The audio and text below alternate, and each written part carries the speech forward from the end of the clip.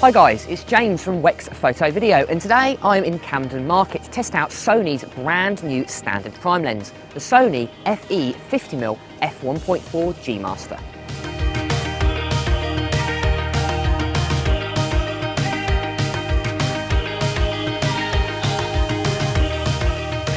So we're on the not so sunny streets of Camden Market today. I really want it to be sunny to get some contrast looks, but hopefully the sun will appear later on. Now I want to try this lens at a variety of different apertures because it's got an 11 bladed aperture diaphragm, which means it'll hopefully be, the bokeh will hopefully be quite smooth all the way through its aperture range. So that's something I'm definitely going to try. But don't worry, I'm also going to be shooting wide open at f1.4, so we're going to go inside and hopefully, if we get it, we'll shoot at sunset.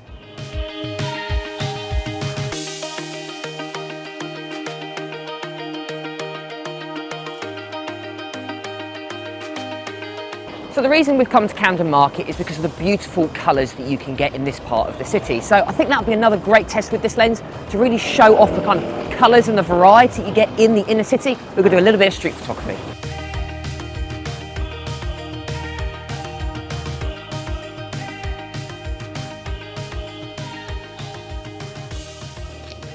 So I just want to quickly talk about the handling and the overall design of this lens because I actually really like it. Now you've got a focus ring at the front, but you've also got an aperture ring, which is really nice. I love how Sony add that to their lenses. Now it's also got an iris lock, so if you put it in automatic, which you can do, you can use the camera to control the aperture. You can go ahead and do lock with the iris lock, which is nice. And also, if you do like using the aperture ring, like I do, especially for video, you can go ahead and turn it to de-click. So you can have it no clicking at all, but you can also switch it to click and have it clicking. So depending if you want to use it for photography or video. Now it's actually quite a light 50mm. It only comes in at 516 grams and it's got a 67mm filter thread. So if you've already owned the 24mm G Master or the 35mm G Master, which again are both 1.4, the same filter thread applied, which I think is really nice, especially if you want to get this lens to add to your collection.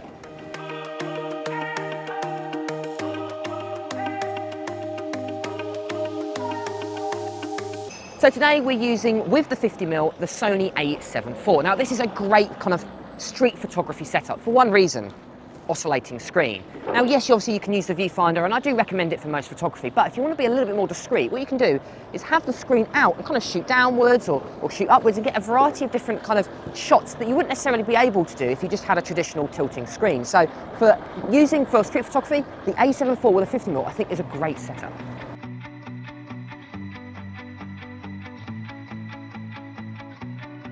When it comes to street photography, I see what happens a lot is you'll just walk around and start taking photos. But what I find to get better results anyway is you want to find a composition that you like.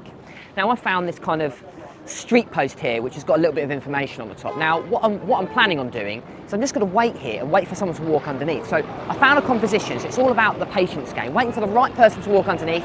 Maybe try and match the colours up with the sign. Obviously this one's more black and white, so maybe I can find someone with a black shirt or maybe a white coat. Wait for the moment. So you want to look for some compositions that you like, and then just basically it's just the patience game. Boom, got a little bit of action there. Person walking with the pallets or boxes. That was good. Let's try another spot.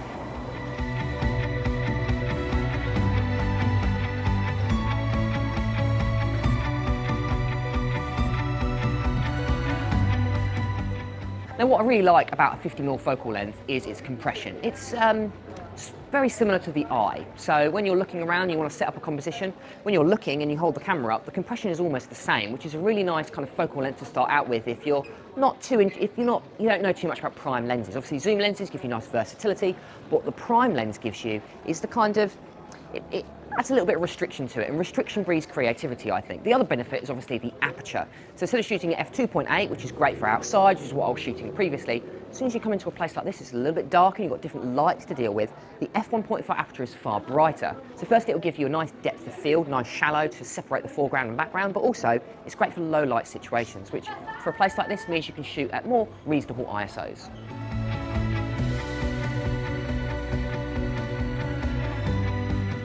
So I waited for a little bit and a guy was walking around and there's a mirror. So I was able to get the reflection of the mirror. So basically it's a double composition. I got the composition of the mirror around it and I was able to center the person, which I'm really happy with.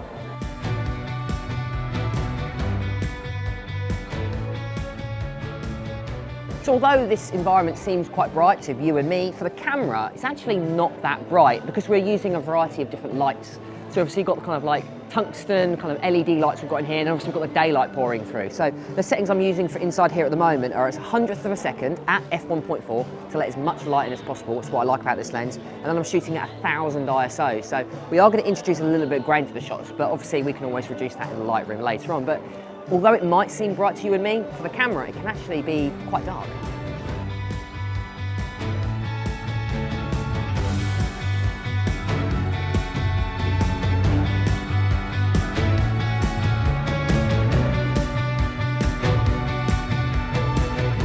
So on the back of the buses, there's like a seat that faces behind. And if you get the right shot at the right time, you can get someone sitting in that seat with the profile of the bus. It's like a really nice composition, but annoyingly, that particular shot, no one was on the back of the bus, which is annoying. So again, it's one of those patient games. Find the right composition. Obviously with buses, they move around, but obviously they're all around London. So it's one of those shots that right time, right place.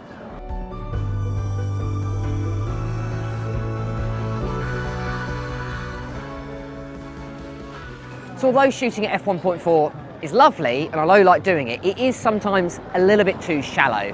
So about 10 feet at f1.4, you're getting about 4 centimeters in focus, which is, grant you, very, very shallow. So for most situations, I like shooting between f2 to f2.8. Now, if you look at some of the photos, if we zoom in, as you can see, they're really, really sharp. So for this lens, the image quality of this is really nice, especially when it comes to its kind of overall sharpness, especially corner to corner. So although f1.4 is great, you don't always have to shoot wide open with this lens.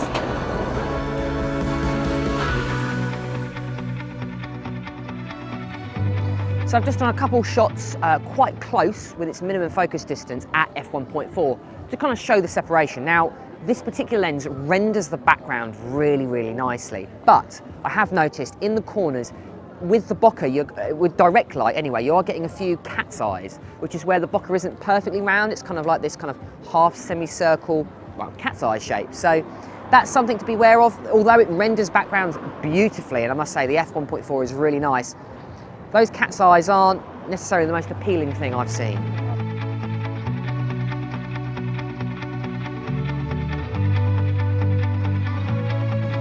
So what I'm trying to do, it's a little bit of a difficult shot, but I'm shooting quite a high aperture f8 at ISO 100. Now the reason I'm doing that is because what I want to do is kind of create this kind of shutter drag shot.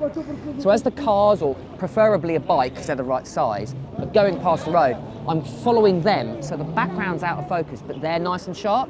It's one of those shots that you have to kind of plan. It's a little bit of intricacy because some cars are too big so you can't shoot them.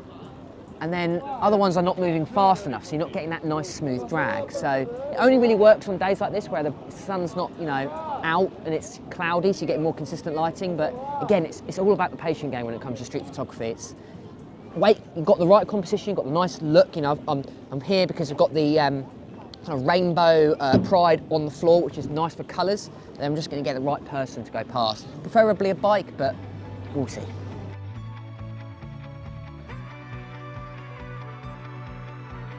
So I'm really, really happy with this shot.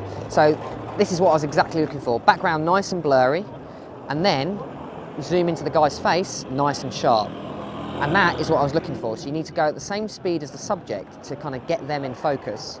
And then you'll end up with a shot like this, which that's exactly what I was looking for. So it shows you, just wait a couple minutes, and you'll end up getting the shot that you're after.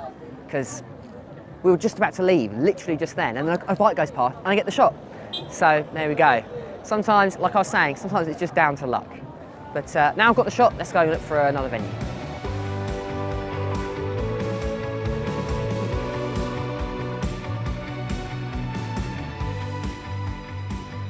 Now, a common technique of mine with any type of photography is looking for depth of field. So you can separate the foreground and the background, but what's quite nice is what you can do is get very close to an object so it's out of focus, and then their subjects in focus. So you're getting almost this kind of double depth of field where you're creating more of a shallower, so you're having something in the way. Now, when it comes to street photography, you've got to be a little bit creative with it. For instance, bicycle spokes are really good, so you can shoot through the bicycle spokes at someone. So we've got a few bikes around here, those kind of Boris bikes, or lime in these ones in this particular case. So I'm going to try and shoot through the bike and try and get a composition kind of framing the subject through the bike wheel, but using the spokes there's a way of creating a nice shallow depth of field. So I'm gonna see if I can try that.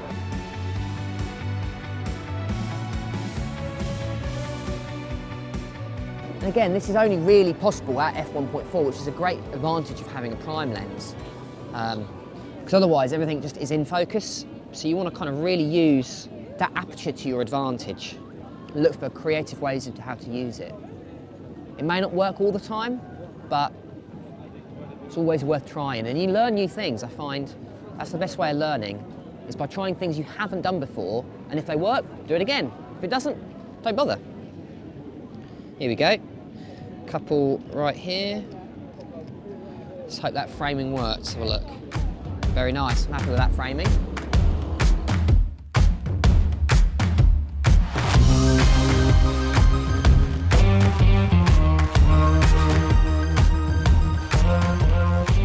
A little bit of symmetry there. It was work. Nice.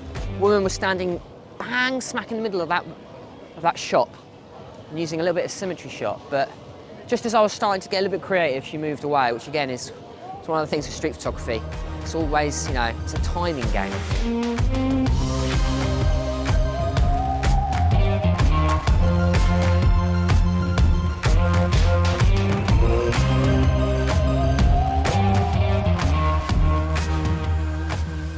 So just kind of testing out the autofocus really with this lens. Now, as you can imagine, a Sony lens on a Sony body, so native fit, excellent, excellent autofocus. I haven't had a problem with it all day. Now, when it comes to street photography, I do like using spot focus for the main reason there's a lot of people around. So sometimes the camera, and it's any camera, it's not just Sony, it can sometimes suffer with what face to focus on. Because, you know, I take a photo, there's about 5 or 10 people in the shot. So for this specific exercise, I am using spot focus. But to be honest, the autofocus really hasn't really let me down for photo. We're gonna try video in a little bit to see how well that copes, but it's a Sony camera with a Sony lens, what can you expect, you know? Excellent autofocus.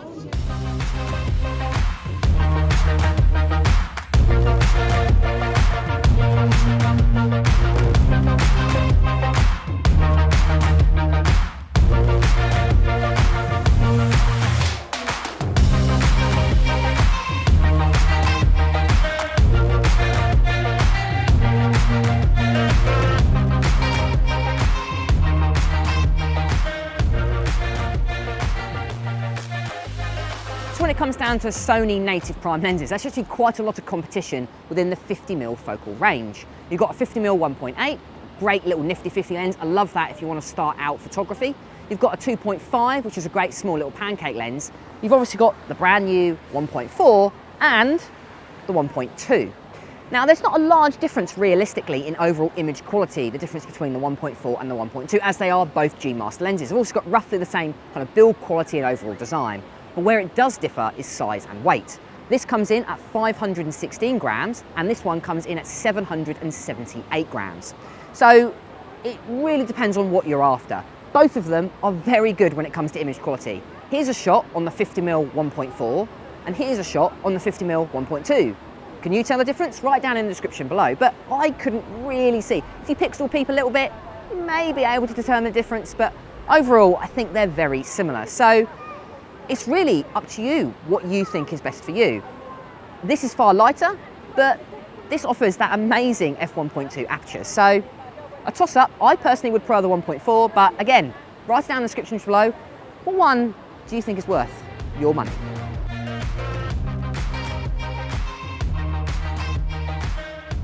So what are my final thoughts after using the 50mm f1.4 all day? Well, I really liked it. To be honest, I love all new Sony G-Master lenses. They are exquisite. Build quality, image quality, the new size and weight of this lens is a little bit lighter than the f1.2. I really like that. So if you're a hybrid shooter, doing video and photography, you want to place it on a gimbal, highly recommend this lens. Now, obviously, it sits quite close to the 1.2. It's about £500 more, although prices do fluctuate a lot, so you might be able to get slightly cheaper on a deal, but I think I would choose the 1.4 over the 1.2, simply just due to that size and weight. I like my lenses, you know, a good aperture, but also a good size and weight as well. You don't want to carry around a heavy lens all day, and I really did notice the difference. That 300 grams is definitely noticeable between the f1.4 and the 1.2. So really, it's completely up to you. Write it down in the comments below. What would you prefer? the 1.2 or the 1.4. Of course, if you want to know any more information, it'll be available on the Wex Photo Video website. And of course, if you want to go ahead and pre-order it, make sure to go ahead and visit that page there. I've been James for Wex Photo Video, and I'll catch you guys next time.